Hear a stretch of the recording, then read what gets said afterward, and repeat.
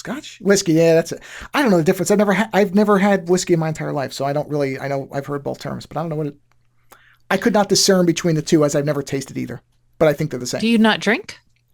I don't, but not for any reason. I I just don't mean, have a taste for alcohol. well, that's fine. I was just like, I don't think I've Yeah. ever met someone who doesn't consciously has not like, I don't drink. And then I'm like, of course you would never have had whiskey. It Yeah. is the No, quintessential drink. ironically, the only actual liquor in our house, well, no, I think we have a couple bottles of wine, which we'll never get open, ever, because we'll never drink them because my wife doesn't have a taste for it either. But I have this stuff that they don't make anymore that's called, it's called the Art of Root because the company, whatever you call a company that makes specialty alcohols, I'm sure there is a name for it. I don't know what it is, but it is, they say, and this may be apocryphal, I'm really not aware whether this is true or not, but they claim that this spirit, that's the word for it, the spirit thing, is what root beer was made from originally. That apparently it started off, and again, this might be complete marketing nonsense. I've never looked into it or found any evidence when I've looked into it minorly. But they claim that it started off as this hard liquor thing and then got prohibition down into root beer as the non-alcoholic version. True or not? Is it root Yeah. beer just sassafras? That's what I thought. See, that's what I mean. I have a feeling this is a manufactured mythology for this liquor or spirit or whatever it's supposed to be called. It's so strong. I can barely ever drink it. I've had the same bottle for at least 15 years and it's still half plus full. Every once in a while, I'll put a tiny bit in a glass and I'll drink, I'll go, and realize, okay, I am not a drinker. But I do like the taste. It's the only thing I like the taste of, and it's so searingly strong, I can't really drink it. But it's there. And nothing mixes with it. I've tried. Nothing works. It either tastes like Budweiser, which to me is basically horse urine, or it just doesn't taste good. So It's the strangest, but that's the only liquor I've ever really touched. And like I said, I've had that bottle up there, and that's it. But I don't know why. It just doesn't. When I've had drinks, I mean, amaretto's fine. I've had amaretto. That's good, Oh, but see?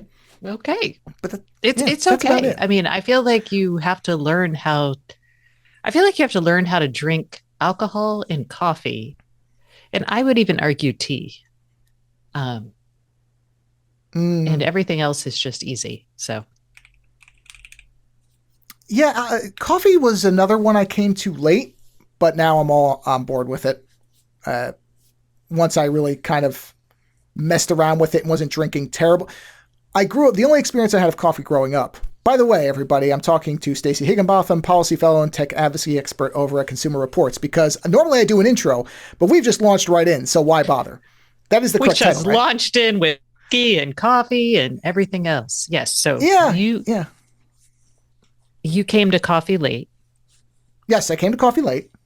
And it was really because my father, when I was younger, owned a wrecking shop in semi upstate New York. I don't know how else to put it because people think New York is New York City and nothing else, but there is more around it. And so my father, when I was very young, that was when New York was the hellscape that I love to see in movies. My favorite version of New York to see in movies is when it was the Thunderdome. Oh, it was the best. I eat up any movie where I see graffiti on the subway and wrecked buildings, all that stuff, because that version of New York is gone. It's long gone. I don't know if it'll ever come back. Probably not. But I mean, the Disneyfied version of New York, I grew up and I was in New York City a lot as it was transitioning into the current version, the tourist version. So I remember the old bits, barely, but I The remember seeing 70s, that going 80s. down. Yeah, really, it was late 80s, 90s is when it really started happening because I think Giuliani was the one who really accelerated the broken windows policy thing. And Yeah, that was because the I kind of, moved to New York I did an internship there in 1999 and moved there in 2000. And oh, it was wow. totally safe then. So Yeah. I'm thinking like yeah, before then, when people would be like, "Oh, Stacey, you can't go on the subway at night," and I'm like, "I am riding the subway home at like 2 in the morning to Brooklyn, and it is just fine." Yeah, yeah, I hear these same things now, and I talk to people back in New York, and they're like, no, no, it's not the '70s again. Where is well, I know where it's coming from, but when I hear people say, I'm like, no, it's not. I'm like, you go to any major city and you go down the wrong alley at 2 a.m., someone's going to kill you. If you think that that's only New York, I'm sorry, it's everywhere. You have to have some intelligence about where you are and what situation you're in. That's just Yeah, basic stuff. I'm not saying there aren't dangerous cities, there obviously are, but this idea that some of these big cities are somehow inherently more dangerous, not in I my will say experience. the drugs of choice nowadays produce a less rattled and less aggressive in general population. Um, because in That's Seattle, true. you they're still on meth and they're addled and excited. Um, but you people who are, on various versions of an opioid, and they're not going to do anything to you. They're just going to sit there. It's upsetting. Maybe it's frustrating, but you're fine. And back in the 80s, 90s, I feel like the drugs of choice were a little bit more aggressive inducing. Remember PCP? Oh my God. Oh, sure. Yeah. We're, I mean, yes. not like I was doing PCP when I was a kid slash teenager, but that was like you heard all the stories about, oh, they were on angel dust or PCP and they jumped off a building and wrestled a cop and lifted an ambulance and Mm-hmm. threw it at somebody. Yeah. I remember one of the things that I was told um, by a cop one time, because as a young man, I was strangely fine with just, maybe not strangely, but a lot of people are afraid of cops, some with good reason. But I would just ask random questions when I would see an officer somewhere, usually about traffic stuff that just didn't make sense to me because I was really just curious: is this really a rule, or are people just doing this because they're not aware? But one time I had been talking to this officer about movies and saying, oh, everybody thinks that Dirty Harry is the ultimate compliment, and I remember him telling me about how bullets don't do what the movies show you, which is common sense. You can't shoot somebody with a 9mm and they fly 80 feet across the room through a window. I mean, if you just think about basic physics, that doesn't make any sense. But I remember him saying the thing about the other thing is you shoot somebody once and they fall down dead. He's like, no, no, you can shoot some people a lot of times and they will close the distance awfully quick depending on what's flowing through their system. I went, oh. I mean, again, nobody should think movies are real, but these are things that you sort of just start to incorporate because if that's the only, not like I'm around guns a lot. So I see movies, I'm like, oh, shotgun, man, if I had a shotgun, I could throw that guy across a football field. Awesome. If I ever in trouble, just grab a shotgun. No, I do feel like a not how it works. shotgun at enough range or a close enough range, a light enough person, they will fall back. A shotgun's pretty intense. Oh yeah. Yeah. No, I'm not saying that there will be no impact residue, I guess is the best word for it. You're going to move a bit, but it's certainly not the way it's often depicted.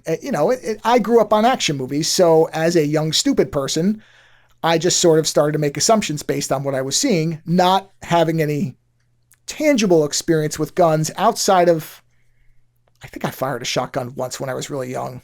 I think my father had a shotgun or so. I don't remember. I don't remember exactly what the scenario was, but again, all I go from is when you're young, you kind of incorporate pop culture stuff and you just assume, or maybe not. Maybe not, and everybody's like that. I grew up on movies, so I kind of thought some stuff in movies was accurate, and then you find out, well, not quite. There's artistic license and narrative excess that goes on.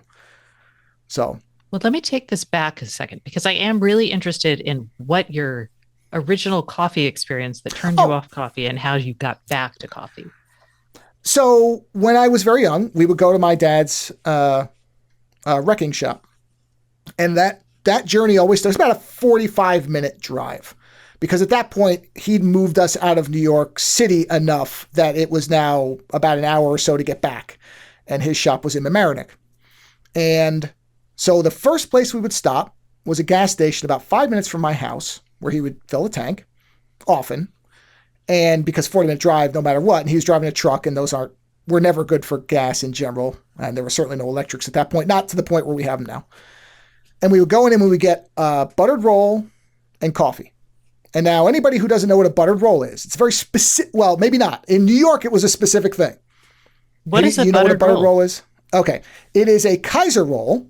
You know what a Kaiser roll is, right? I I do. don't even know if people know. Okay. This is why I try not to make assumptions because I'm like, well, everybody knows. No, they don't. Kaiser roll, cut in half, and just slightly melted butter smeared on both ends. You smash it together, you wrap it in saran wrap, and you hand it to the person buying it. And coffee. That was breakfast. That was it. Buttered roll. For me, usually two, because I tend to be a little bigger. So I usually eat two. And that's the coffee I started out on, which was awful. I think my father dumped so much. Yeah, but see, I had no real sense of it. And my dad would dump so much sugar into it that it really would mask what the coffee flavor was. But all it tasted like to me was kind of milky sugar, which isn't bad necessarily. I like sugar, but it wasn't what coffee is when you learn, okay, there's other ways to make it. So I didn't think anything of it for a long time. Even when I was in college, I never drank really coffee at all. And it wasn't until, I don't know. I mean, when I really got back into coffee was probably, or when I really got into it and understood what coffee could be if you made it properly and that there was different types even. I didn't even know that. Because again, young, stupid. I just assumed all coffee was gas station coffee. And then Dunkin' Donuts, which wasn't much better. I don't know if it is now, but I don't remember it being very good. I do not get the Dunkin' Donuts coffee, people. I'm so sorry, but go on. Well, I think it's like anything is my mother really likes Dunkin' Donuts, and I think it's just because it's what she's always had, and she's had Starbucks too, but she doesn't really seem to have much of a care about coffee. It's just a caffeine delivery vehicle. Clearly. So I don't think she really cares about flavor, honestly. Okay. Well, Dunkin' Donuts, their donuts are also bad. That's what awful. Okay. Awful. No, awful. Why are people so excited about them? The only explanation, and this is not an explanation because I certainly am not a yardstick against anything standard should be measured, but they are, for the popular sugar chains outside of maybe Krispy Kreme, Dunkin' Donuts may be the most sugar-injected donuts I've ever had in my life. I mean, the ones that are cream-filled, I had one maybe a year ago because I hadn't had one in a long time. Like, are these really as bad as I remember? And I couldn't eat it. It was so chemically sugar destroyed that it was disgusting to eat. And it's the only thing I can come up with is the same way that there's people who go to McDonald's every day or get McDonald's coffee every day, and it's what they want, and they eat a McDonald's breakfast every day. And there were those people. I worked at McDonald's for almost a year. It was my first job, and I remember people who came in every day and got a bacon, egg, and cheese biscuit. I take off the bacon because their bacon's gross, but a egg and cheese biscuit from McDonald's, they're with the biscuits that have fresher and not under the heat lamp. Delicious. Yeah. See, and that's I'll what I fight mean. You on that. No, I never had the actual, I never had the bacon, the biscuit stuff I never had. I always had eaten I really do like their hash browns. I actually always liked McDonald's hash browns. Their hash browns are good. But there's other people who think that anything that comes from McDonald's is disgusting, not just on principle, but on flavor. And it's like, okay, well, that's the beautiful and terrible thing about people. McDonald's is what it is. And it is not like if there's like a diner that looks like it might serve decent food, I will totally eat at a diner as opposed to McDonald's. But for that diner style of breakfast, their pancakes are terrible though. I don't know why that's what most of the people who came in every day got the pancakes because I remember that foam container.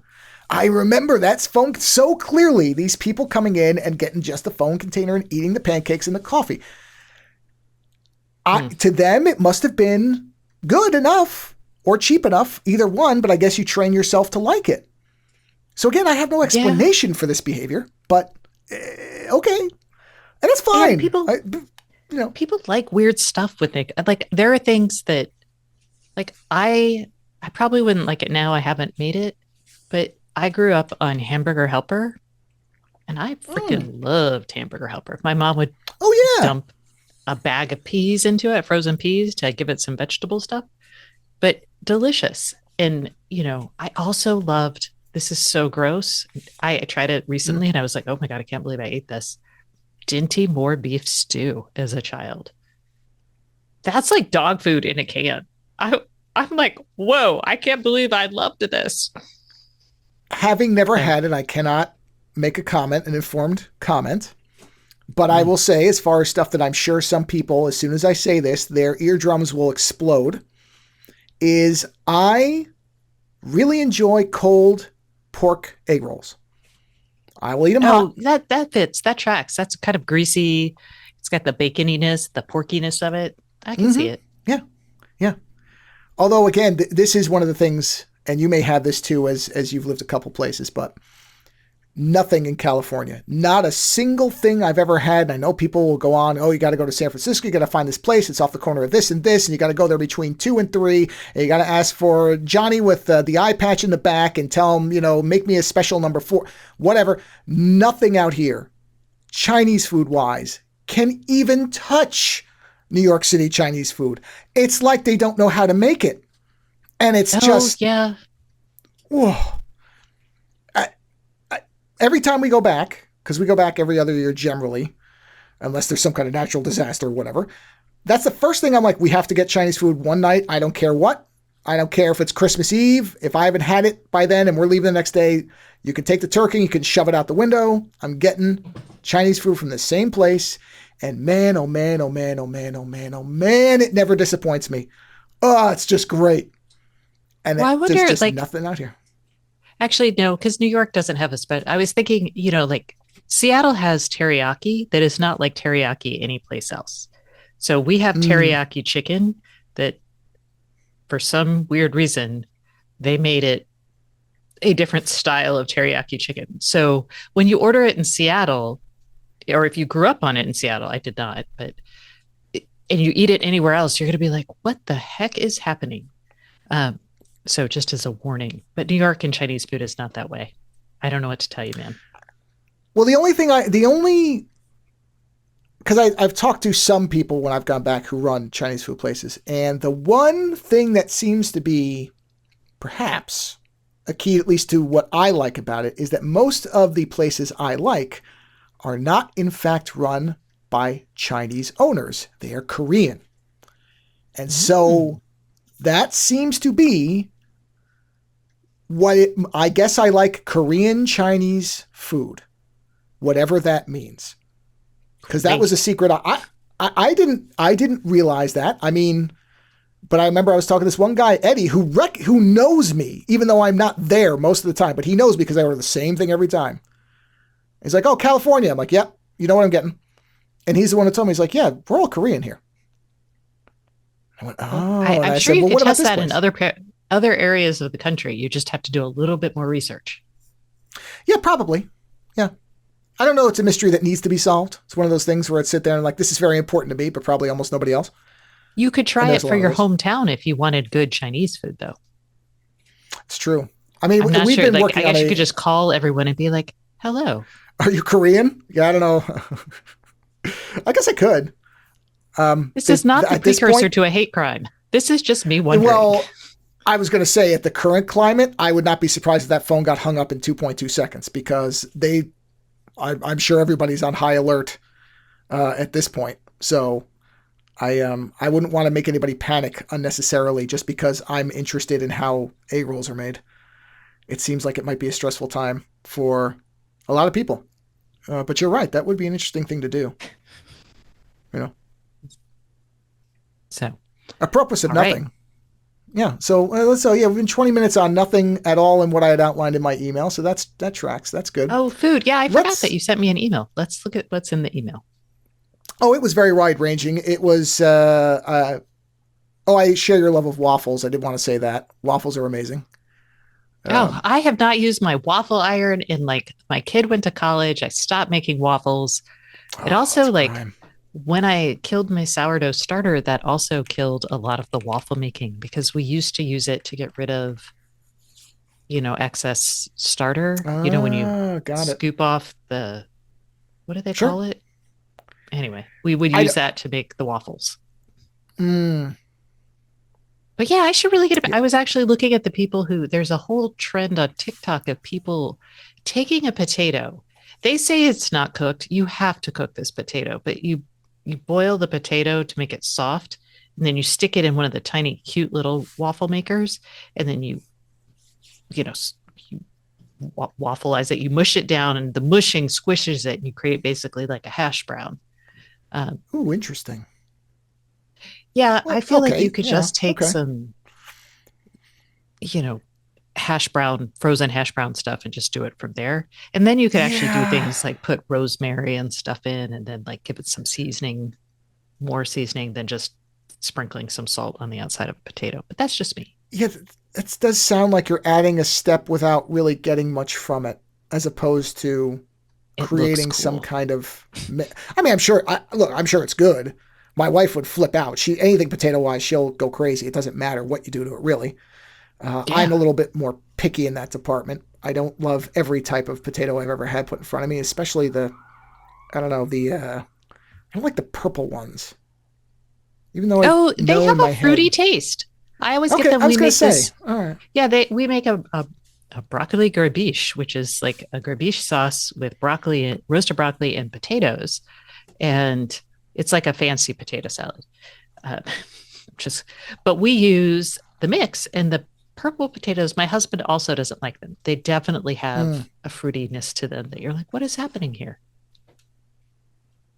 got it. Okay, So so there is I a difference. validate I always your thought it was your just me. non-love of Okay. the potato, the purple potato. Okay.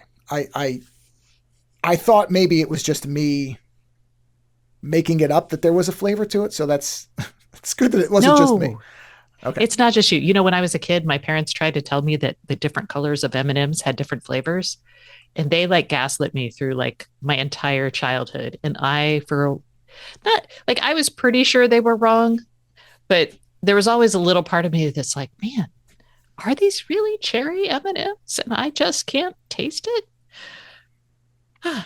So I I will not remember gaslight people you about adamantly potatoes. saying I remember people saying that there was a difference. Not that much of a difference with M&Ms, but I remember people saying that some of the colors were sweeter than the other ones.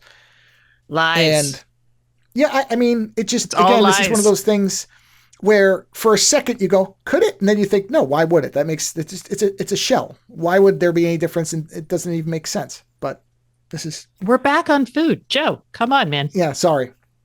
Okay, so let's talk about your consumer advocacy. Wow, boy, did I butcher that. I talked like I was a robot for a second there. Consumer advocacy. There we go. Got it. Jeez. People are going to start thinking I'm an AI after a while, and I won't blame them. I can't even get a sentence out. I don't Because know. one An of the AI things, might do a little bit better. might, one of the things I remember when you were on what used to be This Week in Google is I always appreciated the fact that you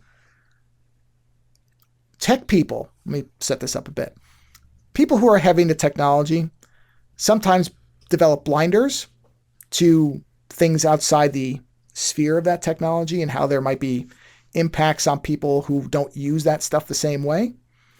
And I always like the fact that you seem to be saying, all right, let's take a step back now. Hold on. Not everybody's in this situation. What about X scenario?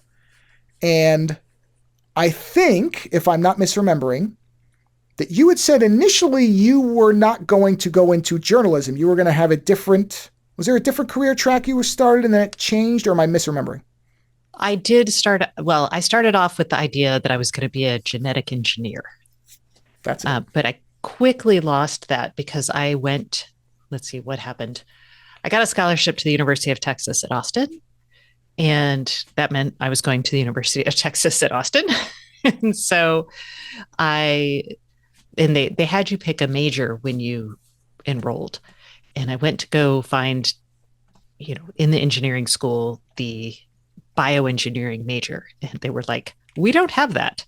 And I was like, oh, well, I want to be a genetic engineer. What should I do? And they were like, you should major in chemical engineering in undergrad. And then you should do biomedical engineering as your graduate program because we have that. And I was like, but your chemical engineering, I mean, one, chemistry sucks. I hate it. I understand that everything is chemistry. Don't talk to me.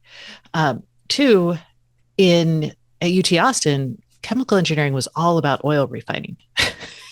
I had zero interest in that. So I decided that because I like to read, I should look to book publishing, and they didn't have that as an option. So I kept looking, and they had magazine journalism. And I was like, you know what? I love magazines. At the time, I subscribed to like Rolling Stone, Mother Jones. I was like, I'm going to take on the business masses. And so I enrolled in the magazine journalism program, and I did really well at it. And that's how I got into journalism. It's Okay, also, so how? oh, No, no. I was going to let you keep it, going because I'm like, okay, how yeah. did that evolve into journalism? That's what I was curious about. So Well, I please was going to say continue. it also was how I made it through college with like a really fun social life because I actually ended up working for this like upstart magazine. It was like one of those newsprint magazines that you see on college campuses that are free. But I did some of their uh, concert entertainment stuff. So I got to go to all these concerts and for free and just interview the band and be like, hey, and write it up. Um, it became journalism because if you managed to get something published, you got an A on it in one of my professor's classes. And so I just was like, oh, let's do this. And I got paid. I didn't get paid a lot, but I got paid like, I think like $50 an article.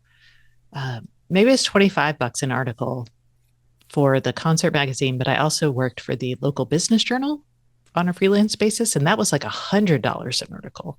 And this is in like 1998, so that was pretty sweet. So you figured out you were good at writing then, because that was the next thing. Because I No, I figured out that oh I really? liked Oh, learning things and talking to people. I actually hate writing oh. because it's hard.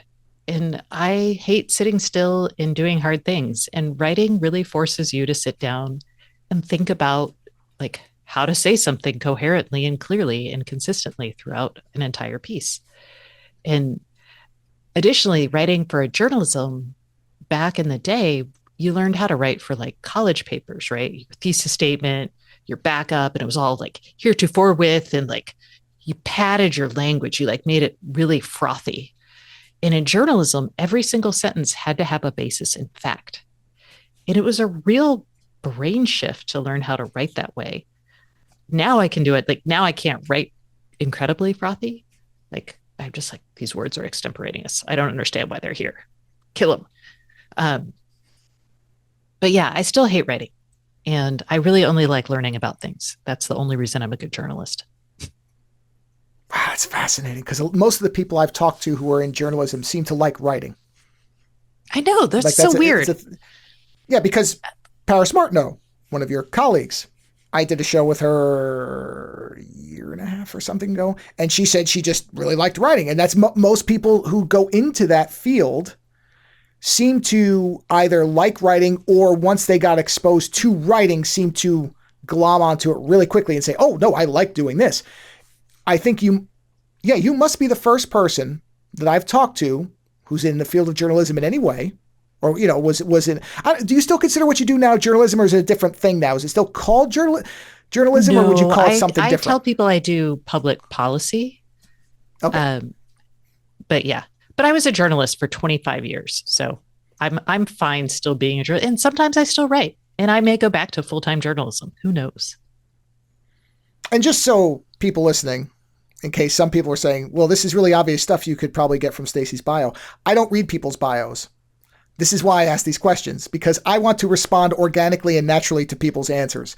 So if you're sitting here going, you are a terrible interviewer, you're correct, because I find knowing the answers boring. So I try not to absorb much of anything, and I don't go hunting things down. I literally, You're just a right straight before we up tabula recorded, rasa. I could have made up an entire persona for you, Joe. you could That could have have been a great bit.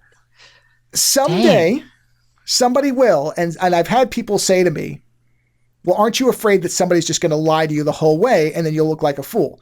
And my response to that is, I'm not going to look like a fool, because if I go into something with a sincere, earnest effort and somebody else deceives me, that's their problem, not mine. I'm trying to learn and not. I could never be an interviewer. Number one, because my brain can't possibly work that way, but also because, again, if I knew the answer, I wouldn't be listening. I'd just be sitting there going, okay, wait till they get to the end of this and then ask the next question that you know the answer to. Okay, wait for them to get to the end of the answer, which you already know. So try not to fall asleep or go shopping on Amazon and then ask the next. It just won't work. Well, I don't think that's really journalism. So like that's a lot of like entertainment journalism is just waiting for someone like you know everything, you're asking, you're hoping they'll give you a slightly different answer. You're hoping their team decided today was the day they were going to break something with you so you were going to get a new type of answer. But I think for true journalism, I think what people are doing like I I go into something knowing I've read the bios. I have a sense of like what I'm focused on, but I also go and try to figure out everything I can about it on my own to relate it back. So, like when I show up in an interview with someone, I'm like, hey, that's cool. I know that, you're talking about this, but I went back in your financial reports and this looks like this, and I don't really understand. And that's the type of research you should be doing, not just looking at a bio. And like, if it's a new technology, I'll come at them and I'll be like, hey, you keep saying this is better than Wi-Fi, but you're still using like the 802.11 Wi-Fi protocol. So how is it different? What are you actually doing? Oh, cool. Is it more like this? So I guess I don't know if I favor your ignorance is bliss, tabula rasa kind of approach, Joe, but Oh, I'm not advocating it. I would I, never I don't advocate I don't know anybody if do reading what I'm reading doing. just the company is provided, or I don't know if that's useful. You know who's a great Yeah, interview? who? The Hot Ones guy, Sean. You know, What's I've his never name? watched one of those. I've never Oh watched my a single gosh, one of those. he is an excellent one. He does a lot. His team or he does a lot of great research. He asks questions that even the guests are like, "Whoa!" Now he's not confrontational. That's not his jam, right? But he also does such a great job of matching the energy of everyone he's interviewing that it's that monkey mirror neurons kind of thing. They really open up to him. And it's a really cool thing to watch if you really want to engage your guests or kind of make your guests feel at home. He does such a great job. And he does it all while eating incredibly spicy wings. And this is what I something like that. And one of the reasons I wouldn't watch it is because I don't like spicy food. So to see people like suffering, it makes me feel like my mouth's on fire. But the other thing is, and I really hate this about the world, I am now so cynical that I wouldn't believe anything those people said and wouldn't think it was architected, even if I was to find out it wasn't. I just automatically default to it's a promotion for something. They're marketing something. These answers are not impulsive. They're not actual genuine. It's all architected. And I can't stand that that's my default response. And I know some people say, well, you have to be skeptical. You have to question everything, man. That's the whole world. You can't believe anything. And I'm just sitting here going, yeah, but then it makes you miserable. So I don't like that that's my default response, even if it is a good one. The minute I see something that's like a repeatable whatever type of thing, I just write it right off as it's all BS. That's not real. I think the hot sauce really breaks people down. Like, I'm not saying that you're going to get one. I do think he asks questions that that those people have also not heard before. And, they'll try to answer it. But I also think, like, in most cases, you're seeing people who are under a lot of distress and you will see how they react to that. And, you know, even today, like even now, sometimes I'm surprised, like when people go on and they're kind of like, what is happening? And I'm like, oh, did you not watch this? Did you not know? But you can also see like there are episodes. I think the DJ Khaled one is the most famous one where he just like gave up and like kind of had like a little temper tantrum. And I thought it was really indicative of like who he was as a person. And then you see other people who are like clearly suffering, but trying to be gracious. And it's, I don't know. I, I think that, I don't know if it's like the ultimate leveler, but I do think it's actually kind of like you do get some surprising insights about people from that show. And I'm happy to hear that because I don't like being that cynical. It's not. I'm not a person who enjoys being cynical. There are people I think who like it. They want to be everything's and they seem to be happy in there. I don't like that. I am that way, but I don't like it. So I try not to externalize that. But that is my initial reaction to everything. And I'd say I give don't it a know whether shot. that's really yeah, no, yeah, I probably should and just get over the fact that I'm going to have a mouth reaction just watching these people because I can't stand any type of heat in food at all. Not to get back to food, we'll get off in a second, but I cannot stand spice of any kind. My wife likes it, good, she can eat it. I ain't getting anywhere near that. No, thank you. So, journalism. How does journalism? That's a smooth segue, everybody, for anybody who's making the mistake of trying to learn anything from how I do things. How did journalism end up into tech advocacy and consumer advocacy? How do you go? So you said you did journalism for about 25 years. Was it a natural evolution that you just started seeing things in tech that you thought, okay, this isn't right? Or was there a specific thing that happened? Or how do you move from one thing? Because it feels like what you're doing now is just like it says, it's saying, okay, this is stuff that's not right. And there are consumer rights that should be either codified and aren't, or there are things that are in place that need to be changed, or these companies are doing something wrong and we need to highlight it. Would that be an accurate, rough summary? Yeah. I, I think I think starting out in journalism, I started out like my first journalism like official job. I worked for a municipal bond. I covered the muni bond market for the bond buyer. And I was based out of New York. This was in 2000 to 2001. So I started out on the financial side, and there it was just like learning, putting out a daily paper. I actually did like a really cool and story about illegal bond deals in Pennsylvania that the SEC launched an investigation. It was very fun. Um, and I learned a lot about like how governments worked, how they finance themselves. I learned a lot of fun stuff about accounting. And then I went into tech journalism and moved away from New York, went back to Austin. And there I just kind of got sucked in and fascinated by the engineering of it all, the minutia of technology, right? I think I'm an engineer at heart.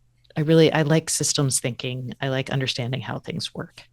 And so those early years were just figuring out, well, what governs this? What are the physics? Then understanding like the business side of it. And it was kind of cool because I started covering technology as the dot-com boom was busting.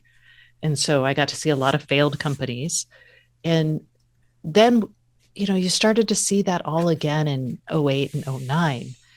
Um, and suddenly, like, then I had this experience, both like understanding the financial side, understanding like the physics of the technology I was covering. And I was also at GigaOM at that point, and I had the freedom to like, Ohm didn't want you to like, the typical thing is you call three people, right? You have three sources in a story. You got the company, you got an analyst, and you got another customer or an analyst, right? Ohm didn't want that because we were moving quickly. He wanted people who had enough experience to act as an analyst. So I started inserting my opinions and thoughts. And they were less opinions and more like, well, this other company, like it was like talking to an analyst, right? He wanted us to be that. So I developed that and I started using that and just being more opinionated because that's what people wanted. Not not opinionated in the sense of like this guy is dumb, but more this is where this technology fits in the overall ecosystem and here are the economic things at play that could make it more likely to succeed or less likely to succeed. Those kind of opinions. And then once you develop that, it's really hard not to recognize that things were kind of starting to go all wrong. And then it became, by then I had started my own IoT thing and I knew where I wanted the technology to go. And the companies behind the technology just weren't doing that. And I started understanding why it wasn't developing the way I wanted it to and thought it should. And I really wanted to fix that. And that's kind of where I ended up going into my newsletter. I got super opinionated, but you can only write the same story so many times before you just get tired, right? You're like, God, I'm a nag. Ugh. So then I just went into public policy. So it was a very gradual thing, basically. And I think my suspicion is anybody who likes to understand how things work and wants to make things better probably has a similar trajectory, right? You develop all this expertise and you're like, oh my God, this is how it should work and why it should be this way. And then you go start talking to people about it. And then you go into policy and then you run into all these other people who have other thoughts and ideas. And then you kind of develop that together and it's fun. And theoretically, you would make laws, but we're not really there yet. We've kind of broken Okay, so down on that that end side. well, okay, that actually the both sides of the problem are interesting to me to analyze. I think at least in the United States, I can't speak for other countries, but here the idea of legislation being properly done seems to be a bygone idea, at least until something major happens. And I don't know what that thing is, but at this point, I wouldn't count on anything that side. But what is also interesting to me is when did this or how did this start? Is the tech problem, and that's a giant term because there's a lot of hysterical stuff that isn't real. There's a lot of very real stuff that nobody seems to pay attention to, and there's a lot of garbage in the middle. So there's kind of all different aspects of whatever, if you want to call it the tech backlash, people's concern over it, the what do you call it, the accelerationist thing with AI, or the doomer thing, which is two far ends instead of figuring out what's in the middle. But how do we get to that point? Is it because we regarded all these tech founders and early startups as, oh, wow, they're so smart. How could they possibly be wrong? Let them do whatever they want. I've always been bothered by the go fast, break things mentality. I hear a lot of people tout that as a great thing. I don't find that to be a great thing.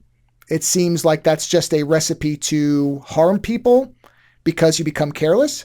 But as somebody who knows way more about this and has been involved in this and is smarter than me, where did this come from, in your opinion? How did this all get to where it is now? So this is going to sound like I'm some sort of like, I don't know, socialist, communist, Trotskyite, I don't know. But the original sin here is capitalism. And I would actually say the original sin is capitalism without regulation. And if we want to talk about the tech world, I think what happened is we had a bunch of engineers coming together, building really cool stuff and solving problems that they thought were kind of unique and fun. And then over time, the money got involved. And I'm going to be real. I think a lot of the early, like, if you look at like Facebook, Napster, some of these young, that kind of era of founder, you had a lot of people who were young and maybe not as self-aware, maybe not understanding other people's viewpoints. I'm just going to say it's like the typical college boy mentality. It could also be the typical college girl mentality, but it's in the tech world, it was mostly boys. Um, and what happened is they didn't have to grow up and think about the repercussions. And then they got kind of co opted by the money and investors. And those people could have figured things a little differently, but they were playing for money. And I don't like, I've met Mark Zuckerberg. And when I met him early on, he was, I won't, we did have like philosophical discussions about morals. We talked about memcache, for example, right? We wanted, like, this was in 2008. I wanted to know about the number of servers he had. And like, you could see him, he was really interested in talking about those things and had very little interest in talking about other things, right? Like the business side of it. And so what I think happened is he absorbed the business lessons just like he would absorb an engineering lesson and didn't think about the ethics of it, what the repercussions or what might happen. And I think that's really common with a lot of like engineering minded people. They don't think about the societal repercussions because that's not something you can calculate, right? It's not, it's, there's no physics equation for it, right? And it's hard. And there's almost always not a right answer. And you can hear that today with like data driven. And we've gotten really absorbed in this idea that like just because it's quote unquote technology, just because it's got zeros and ones, that the decisions we're making are binary right or wrong. And they're not. And I feel like we have these tech minded people who are being steered by business minded people. And the business minded people do not have the ethics. The tech people have never really had to develop the ethics. And so that's where a lot of this has gone wrong. And I'm not saying that's a very broad statement. There are obviously people who have developed ethics in the tech world, right?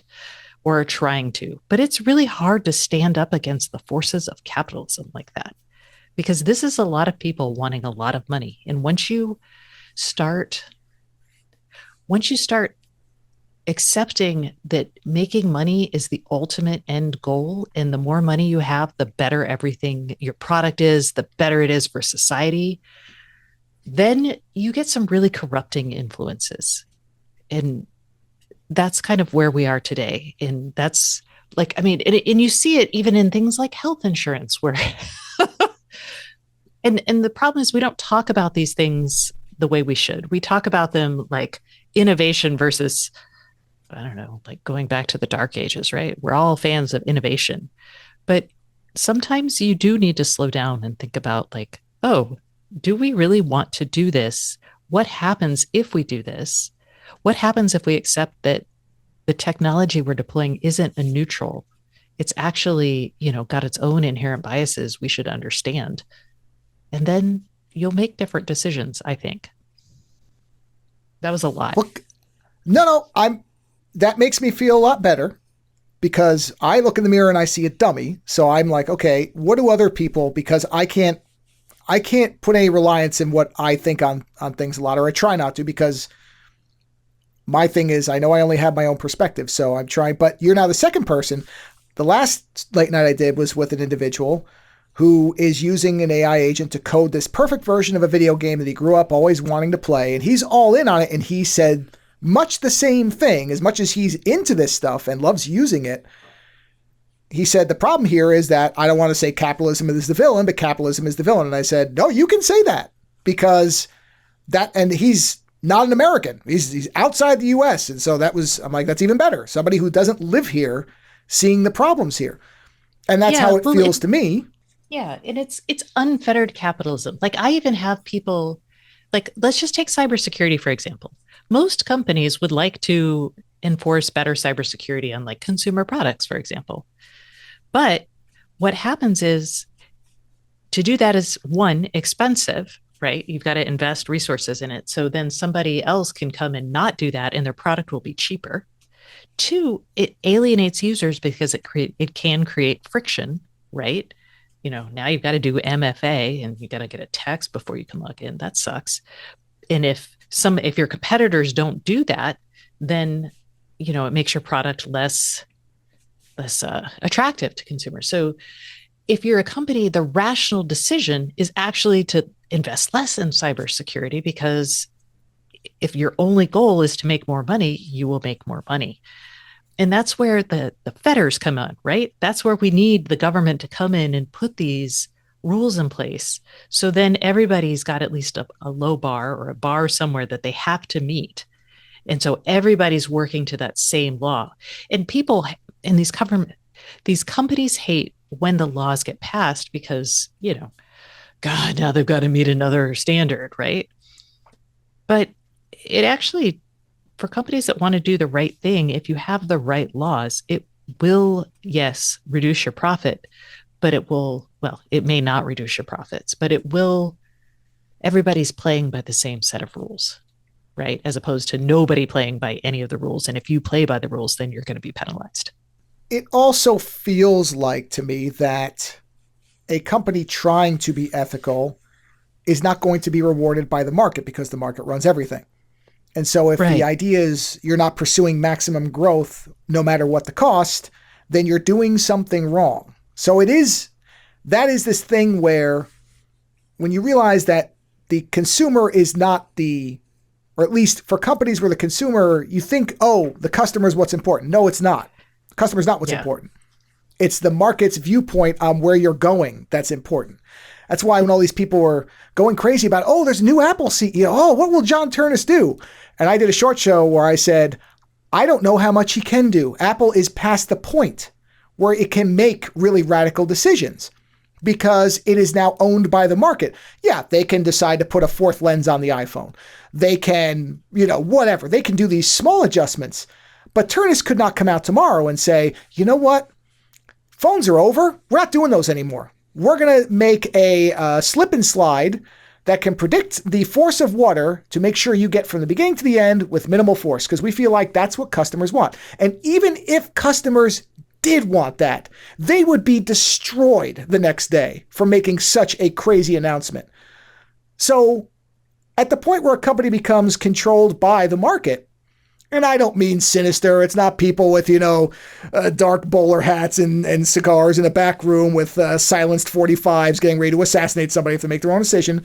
But if your stock falls, that's the worst thing now. So that's what I mean about, to me, Tim Cook being gone. Who cares? Doesn't matter. That the CEO is a more minimal force than if you go back to when Apple was in desperate straits and could make bold decisions. Not necessarily saying they were good ones. I'm not the biggest Steve Jobs fan either in terms of some of the way he handled people. But I Or even would his own argue cancer that, diagnosis. although in fairness, there is no such thing as a unflawed human being. Therefore, I can't judge him any Mm-hmm. differently than anybody else. We all are hypocritical. We all do stupid things. We all make bad decisions. So that part, but at that point when he came back, that's when he could say, all right, we're going to make the best bowling ball ever because nobody cared. They thought the company was dead anyway. So he could do stuff like that and could make the big radical decisions. But now, can you really imagine Apple doing anything all that bold? I can't, just because of the position the company's in. They're too big. And that's kind of a byproduct of what you're talking about, which is it is now all about generating revenue, growth, profit. That's all it is. You're answering to the board, not your customers. Obviously, if enough customers leave, you do have to respond, but it has to be so many and it has to be so vocal compared to the market forces that will be used against you, which I would think that companies typically are more afraid of. That's how it feels to me as a dummy, is that's what runs things. So Yeah. And I it guess, is. And it's also hard not to leave.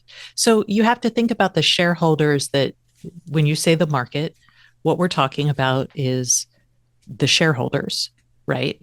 Uh, so you have to think about who are the shareholders. They're Fidelity, Vanguard, BlackRock, these big investment funds that are that hold large positions in these companies. And then there's obviously individual investors.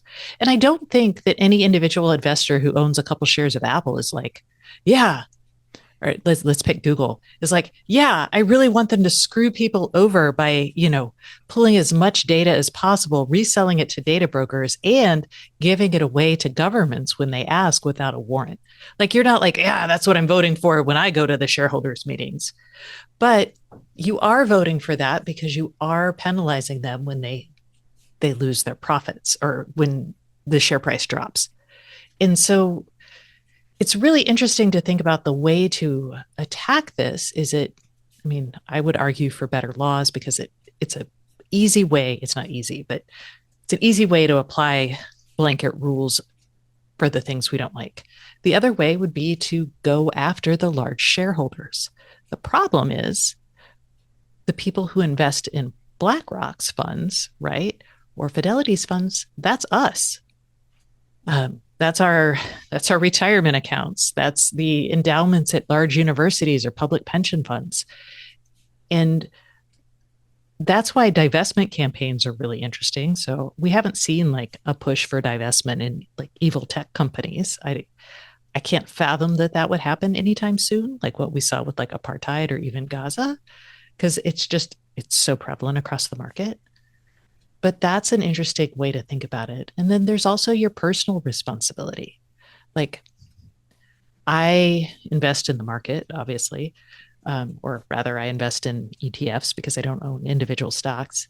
But as a family, we've also invested in like real estate projects. And I remember there was one that was brought to us, and it was like, I didn't like it. Um, it felt very like scummy, slummy landlord in a high price slummy landlord situation. And I told my husband, I was like, I don't think we should do this. He's like, the returns on this are amazing. And I'm like, they are.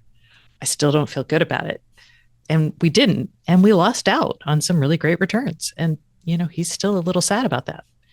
So I guess I want it to be less like the shareholders. We are all the shareholders. No, I completely agree. That's another thing and where I typically scream about this because I do not have a math brain. The complexities of the stock market and the economy itself are so far beyond me. So I try to dial it in a different area, which is I talk about people pre-ordering video games, which this may not seem related, but it will be, is many video games now, for people who play video games, if you buy a premium video game, there is a better than 90% chance that when you get that video game, assuming you buy it physically, because digitally it should be updated automatically, although it's not like that always works either. But if you were to buy a physical one, there's almost a sure chance as soon as you pop that thing into whatever the console is, or even your computer, you're going to have a massive update, what they call a day one patch.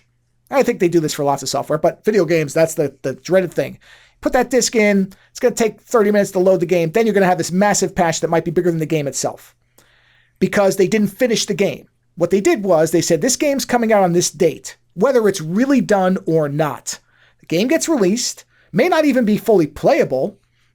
And there have been a couple cases where literally refunds have had to be issued because these games were so broken, you couldn't play them. And you sit there and think, well, wait a minute. You do QA testing in theory.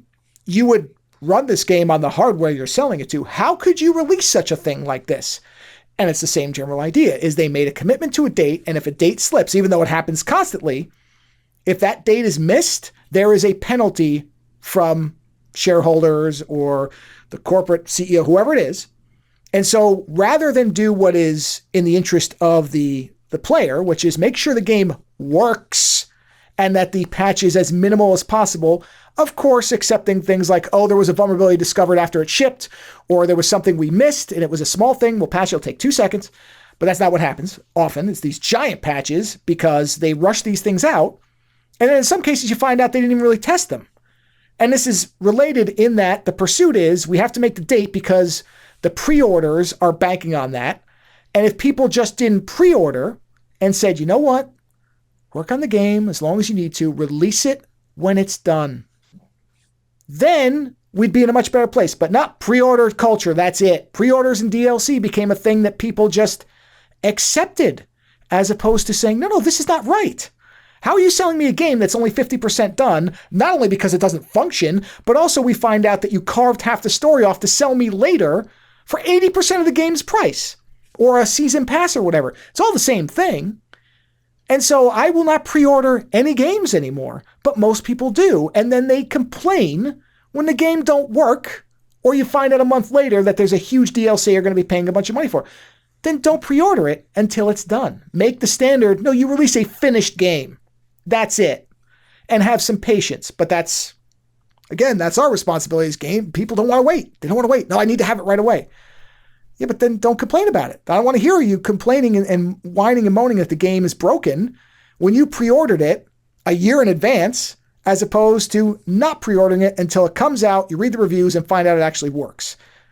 And I feel like I'm tying these two very different industries together, but it's a similar idea that there is a responsibility on the user side to say, okay, like in your case, yes, there's going to be a financial missed opportunity, but there's a moral responsibility that's worth more than what that money would have been. We can make that money somewhere else and not have to sit there and feel bad about it.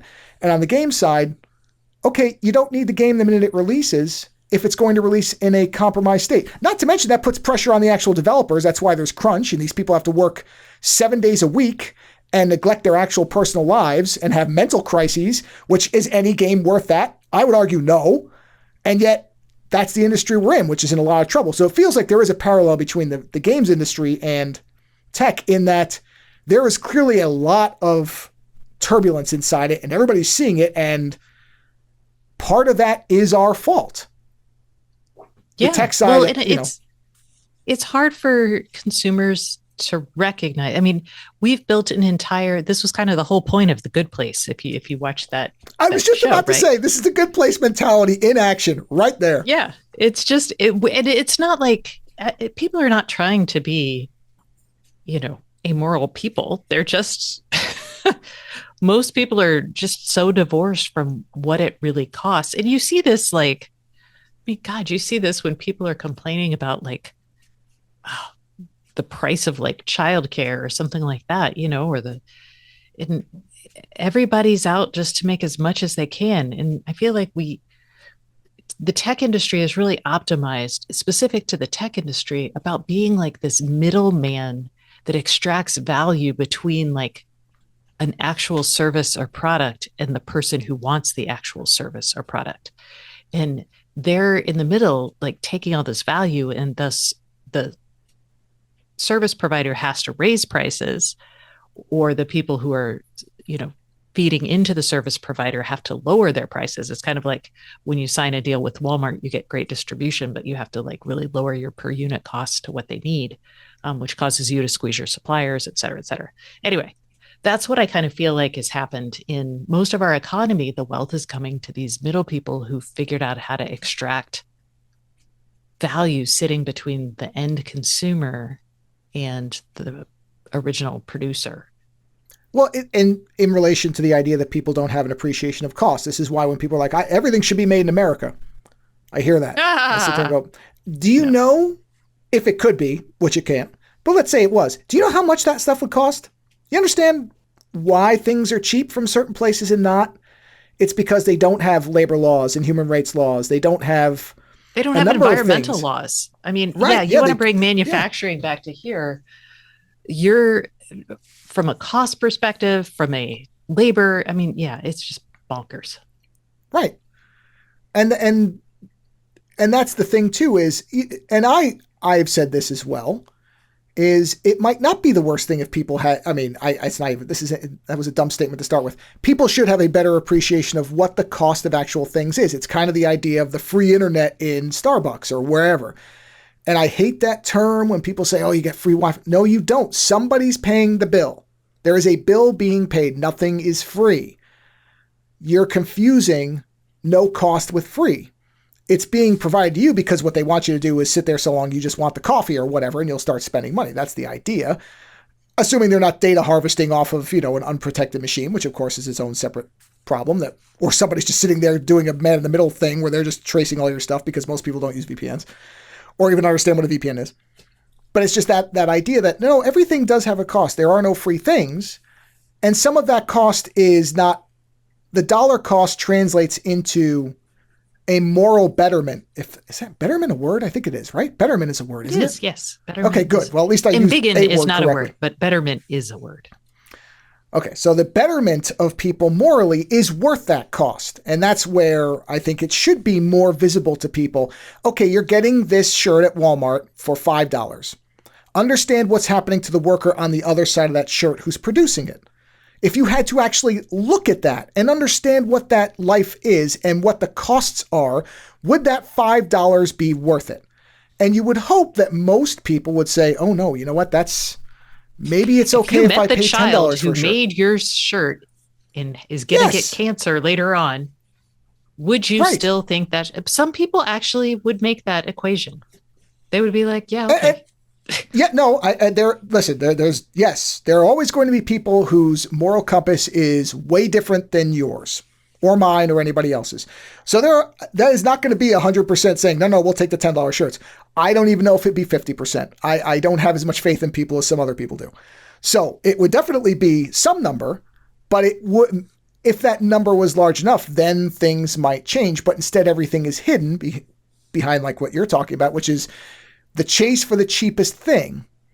And to some degree, you understand why, because, again, within the United States only, can't speak for other countries, there is a problem where there is wage stagnation. There are people facing increased cost of living that they're what they're being paid is not keeping up with. There's a number of other things, but in the end, most of those things come back to the unfettered capitalism problem, that there is not a proper, what is the word for this? There's not a proper lever to weigh in some type of human morality into the chase for dollars. That worth of a person is more than the worth of their bank account. And that's the imbalance that I feel like we have here is all you are is whatever that number in your bank account is. And for many things, that's all that matters. Whether it's healthcare, whether it's the ability to buy anything, whether it's buying good food. That's another one that's come up and been trumpeted in different ways. I wasn't trying to use that word as a pun, but I guess I did it. Been used as a smokescreen of, oh yeah, we're trying to make everybody healthy again, but not basing it on science. But the idea that, oh, some people are going to eat every day at McDonald's because they can't afford to eat anything else because they don't make enough, even if they're working harder than a person who is making more than them. That inequality all comes back to, like you said, the capitalism thing. And it does seem like it's the cheap, easy way to say capitalism is the villain. But at some point, if a lot of what we're seeing, which are man-made problems in many cases, do tie back into wealth disparity and what you equal as far as a dollar sign, then I don't know what else you blame it on, right? I mean, it's the only thing you're left with at some point, right? Yes. I was going to say, I may have just made a spaghetti argument, so I'm sorry if I went in like 80 directions. I tend to do that, so I may have been very incoherent there in the middle. Sorry. That's okay. That's okay. And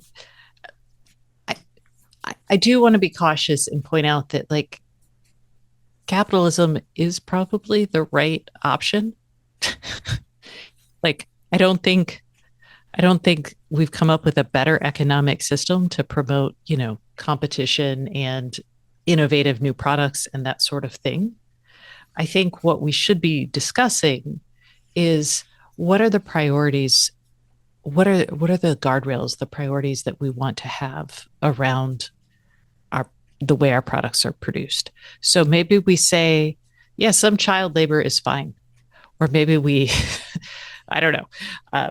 Or maybe we're like, you know what? No child labor, but let's host things in countries where the cost of living is lower so we can pay low wages and that'll change the price of the shirt. How much environmental degradation are you willing to, accept as part of your whatever? And the neat thing is that we don't often think about, but if you start setting these bars, you actually promote innovation in other ways. So, I think the data center industry is actually a really like the AI data center argument is really fascinating for this because right now people are worried about like the electrical costs of AI data centers, right? Or the water demands, or rather how intense the water usage can be and how that impacts a community. And I think if you start charging more realistic prices for these things, you drive the companies involved to innovate around the new roadblocks. Like right now, their roadblocks are like there's unfettered demand, right? So, but if you say, okay, well, we actually want to limit, like they're going to run into electrical issues, right? Like grid issues. So at some point, if the grid can't expand, which it absolutely could if we wanted to create policies around this, and we've been trying for decades. But anyway, um, you make that like a roadblock for them. They'll innovate around it. And we saw that a little bit back in like the first data center boom in like the 2010s. We saw them like they're like, oh my gosh, oh, electrical costs are so high. We saw, new types of chips developed for the computers, right? For the servers. We saw these like ARM-based kind of products. And then we also saw things like air cooling and moving data centers to different parts of the world. And those weren't all successful, but part of what we are forgetting is if we actually set new parameters, which we're totally allowed to do, we're all allowed to agree on new parameters, then the tech industry will innovate, or rather, any industry will innovate. And then we'll have to like regulate new things. It's not static. No, and I agree that I'm not, when I'm saying these things, and I don't think anybody, okay, there are some people, there are anarchists out there, but most people who say these things about capitalism are not actually advocating to just abolish it. I don't think most rational people are making that argument. But to criticize something is not, I feel like there are times where people say, well, if you're criticizing capitalism, then I guess you're just a communist. It's like, no, I'm not just a communist. I'm just recognizing that not everything about this is working. If I see a vehicle driving and the wheels are all wobbling, I'm not a mechanic, but I would tell that person, hey, I think you have a problem. Not that I know how to fix the tires, because I don't, but it doesn't mean I can't recognize that those wheels should not be wiggling like that when you're going down the highway. So it's not that I'm saying abolish the car. I'm saying you have to fix this thing because it's going to cause a problem. So criticisms of capitalism do not advocate for abolishing it. I do think that I agree that for me, the problem becomes there is no moderation involved. And I don't know if that's even the proper word, but I've had this thing I've said for a little while about the floor and ceiling.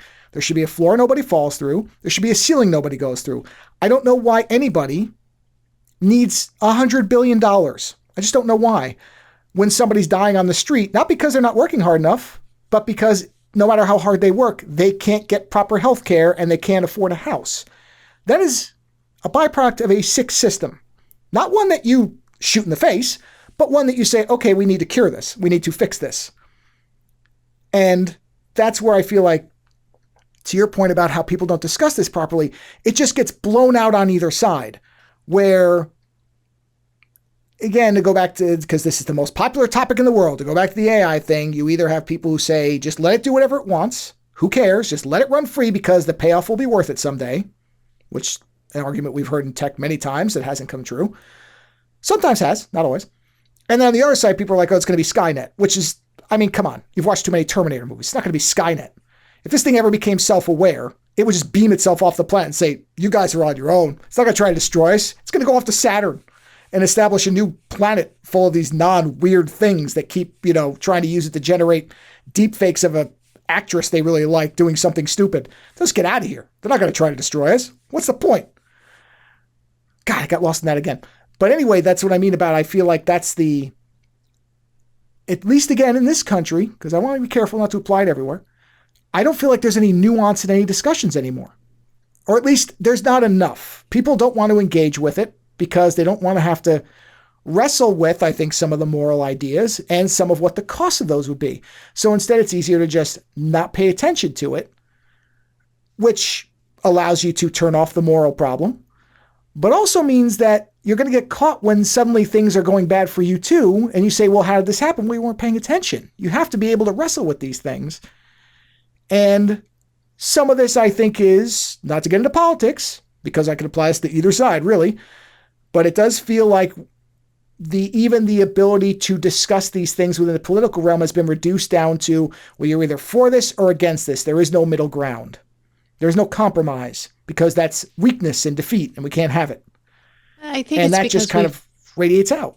yeah. And I think also our politics have become, in our media, in the way we've optimized our media consumption for big kind of straw man arguments, or like these big, we've forgotten how to have discussions about things. We've forgotten how to disagree or even dig into the nuances, because our attention spans are short. I don't even know.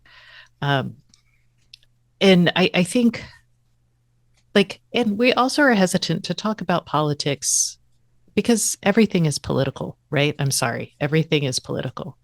And we're seeing that now. Things that you don't realize are political are actually a result of policies, which means they're political. And I have a friend who's German, and he's like, gosh, every time the conversation gets interesting here in America, people just stop. They veer away from it. They can't talk about anything that they disagree about. It's really fascinating.